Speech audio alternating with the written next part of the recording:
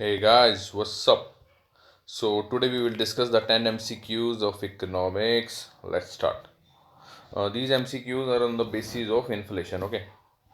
So the first question is moderate rate of inflation is considered as necessary in an economy because क्यों sir जरूरी है sir ये इसलिए जरूरी है कि ताकि ये इन्वेस्टर्स को मोटिवेट करे इन्वेस्टर्स को या फिर बिजनेसमैन को ठीक है तभी तो वो प्रोडक्शन इंक्रीज करेंगे अगर उनको पता है कि यार उनको रेट सपोज उनकी किसी प्रोडक्ट का रेट 10 रुपये है ठीक है वो काफ़ी टाइम बाद भी 10 रुपये है तो मज़ा नहीं आएगा तो वो प्रोडक्शन इंक्रीज नहीं करेंगे ठीक है क्योंकि उनको मोटिवेशन नहीं मिलेगी लेकिन अगर उनको पता है कि यार धीरे धीरे इसका प्राइस धीरे धीरे राइज होगा टाइम बाय टाइम 10 का 12 हो जाएगा तो प्रोडक्शन इंक्रीज करेंगे यानी सप्लाई इंक्रीज होगी हमारी इकोनॉमी में तो ऑप्शन देखते हैं it indicates that currency is in continuous demand by the people no it affects only the rich and not the poor moderate rate of inflation नहीं sir ऐसा नहीं है it does not affect the purchasing power of wages no sir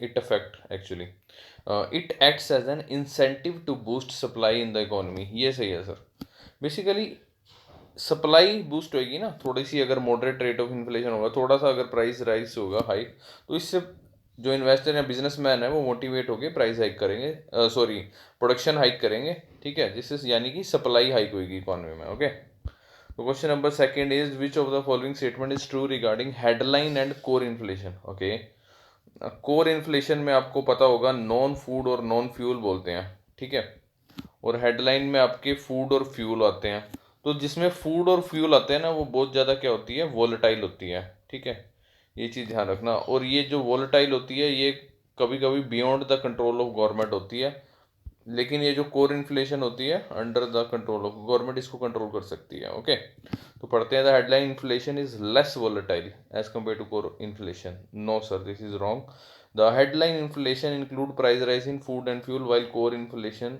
does not include it. Yes, I already told you. So the answer here is B. Question number 3. Which of the following index is collected by MOSPI, Ministry of Statistics and Program Implementation? Okay.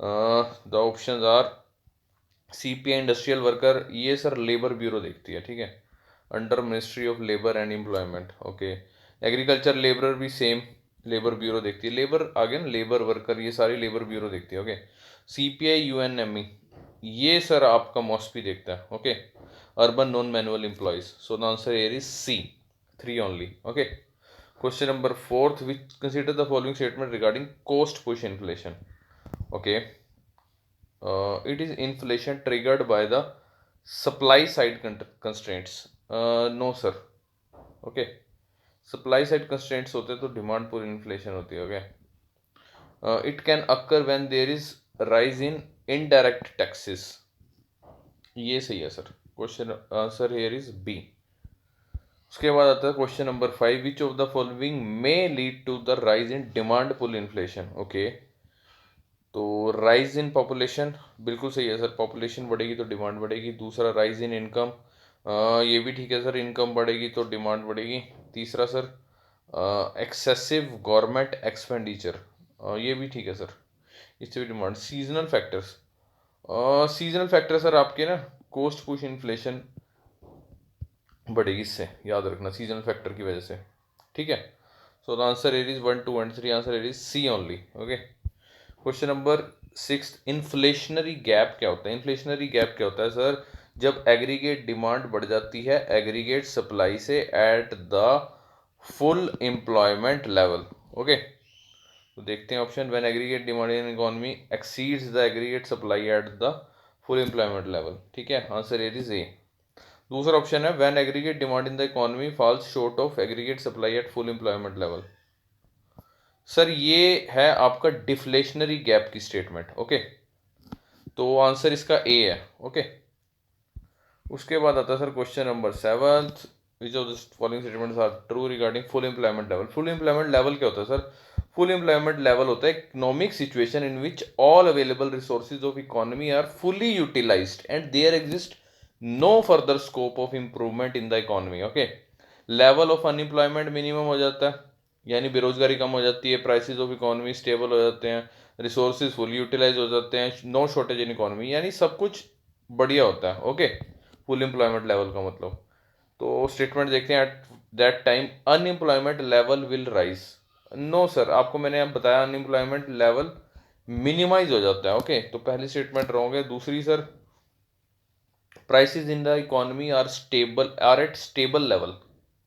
बिल्कुल सही sir, मैंने भी आपको बताया। तो तीसरी है sir, resources were not, ना sir, resources were fully utilised, तो तीसरी भी रॉन्ग है। फोर्थ है, no shortage at all at that time. ये भी ठीक है सर, शॉर्टेज नहीं होती। तो the answer here is D, 2 and 4।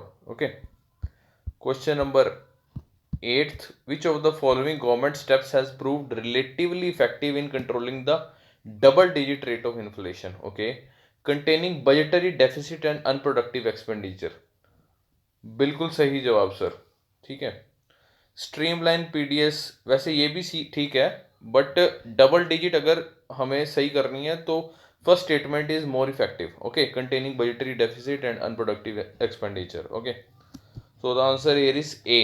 Okay, question number 9th, which of the following statements are true regarding IIP, index of industrial production? Okay, calculated by DIPP, Department of Industrial Policy and Promotion। बिल्कुल सही जवाब sir.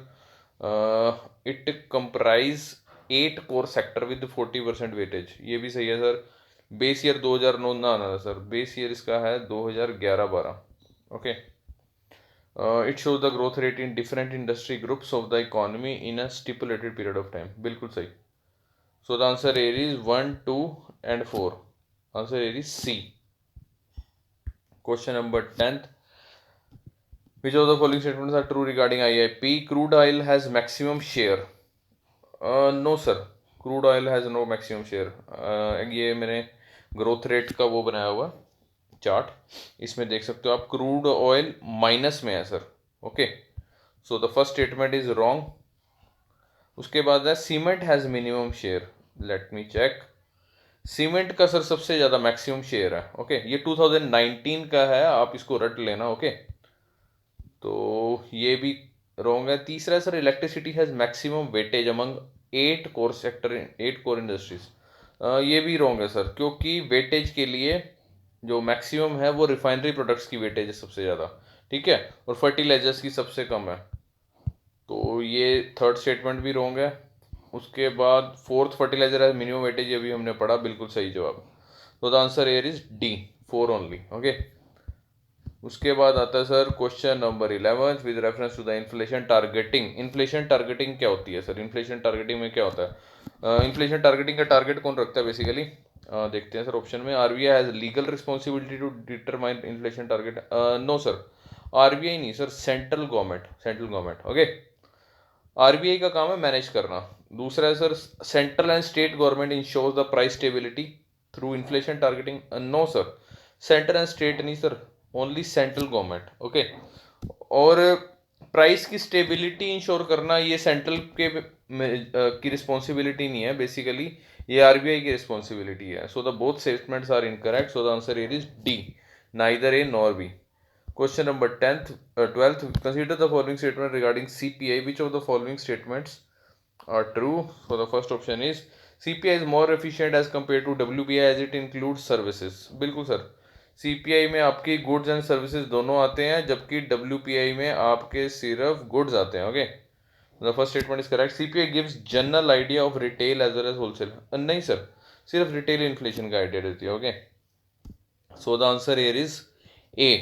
Okay, उसके बाद आता है question number 13, arrange the following commodities in the increasing order of their weight in the basket of CPI combined. Okay, तो इसमें सबसे इंक्रीजिंग ऑर्डर मतलब सबसे कम वेटेज किसको दी है? तो सबसे कम वेटेज 2019 में दी है सर क्लोथिंग एंड फुटवेयर को। ओके, उसके बाद दी है सर आपकी फ्यूल एंड लाइट को।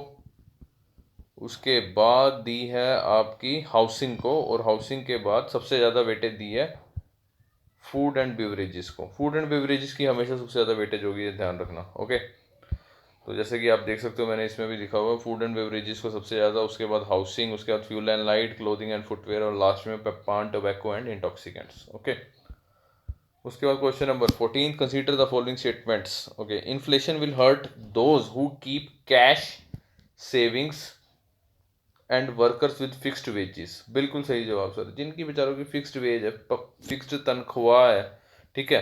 अब एक बंदे को 2,000 रुपये सैलरी मिलती है सपोज, ठीक है, लेकिन मार्केट में महंगाई हो गई है, महंगाई ऐसी हो गई है कि पहले सपोज वो 2,000 में जितनी चीज़ें लेके आता था वो 2,000 में नहीं आती है, वो 3,000 में आती है, ठीक है। तो इसकी जिसकी फिक्स्ड वेजेस है या पेंशनर है कोई भी, उसको ज़्यादा हर्ट होगा। ओके, दूसरी स्टेटमेंट है, inflation will benefit those with large debt with rising prices find it easier to pay back their dates.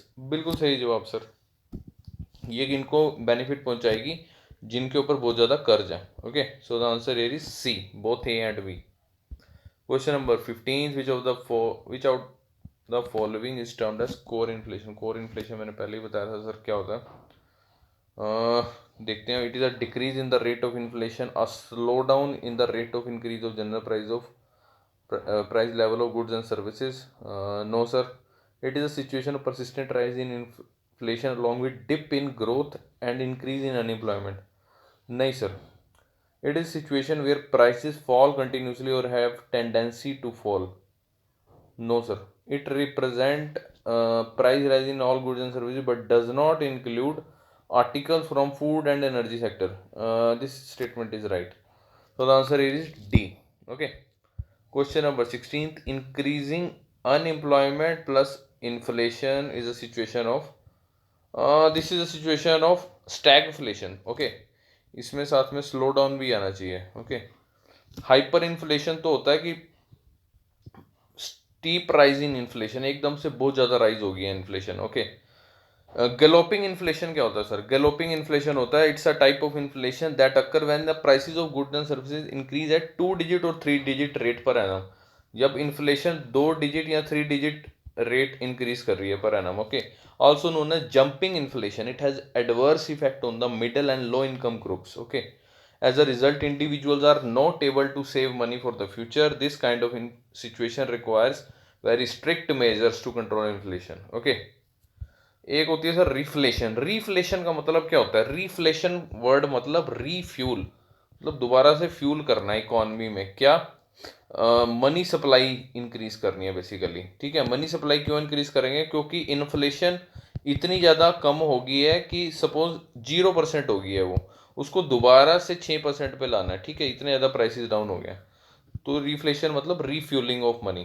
तो डेफिनेशन में लिखा है, reflation is an act of stimulating the money by increasing the money supply और by reducing the taxes, taxes कम करने हैं, seeking to bring the economy specifically price level back up to the long term trend following a dip in the business cycle. Reflation is a recovery of the price level while it has fallen below the trend line.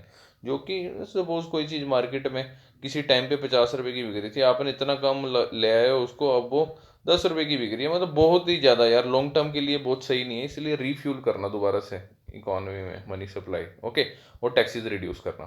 Okay, question number 17, who among the following are not protected against inflation. Okay, salaried class, salary class की salary बढ़ जाती है, industrial workers की salary बढ़ जाती है, pensioners की भी धीरे धीरे गवर्नमेंट पेंशन बढ़ा देती है, बट जिनकी फिक्स्ड है उनके लिए दिक्कत है। अच्छा, एग्रीकल्चर फार्मर्स के लिए कोई प्रोटेक्शन नहीं है सर, इनके लिए कोई प्रोटेक्शन नहीं है। So the answer is D. Question number 18, who compared the inflation with robbers. It's C, professor Brahmanand and Vakil. The answer here is C. Who wrote the book How to Pay Money? Simple answer, Professor Keynes. Okay. What is the basis for measuring WPI? Here the answer is 2011, 2012. Answer here is C. So thanks for watching. Please review, share and subscribe. Thank you so much.